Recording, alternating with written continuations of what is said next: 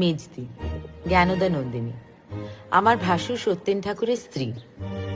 যেমন অপরূপ সুন্দরী, তেমনই মনোরম তার রুচি। কথাবার্তায় হোক বা পোশাক আশাকে, মেজদি ছিলেন সবার থেকে আলাদা। যেভাবে শাড়ি পরতেন তেমনটা আগে কখনো দেখিনি। এসো। পশ্চিমে অভিজাত ভদ্র স্ত্রী লোকেরা নাকি এভাবেই শাড়ি পরেন।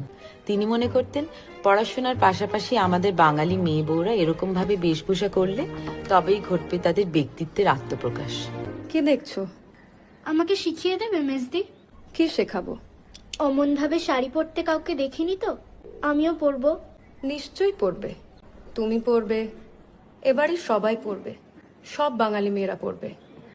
And on it said, a century of prayers, such as I can, twice a word. I'll weep and sigh. Leaving so his service, follow you. So please you entertain me. আচ্ছা, একটা কথা বলো, শেক্সপিয়ার এই নাটকের নাম সিম্বলিন দিলেন কেন?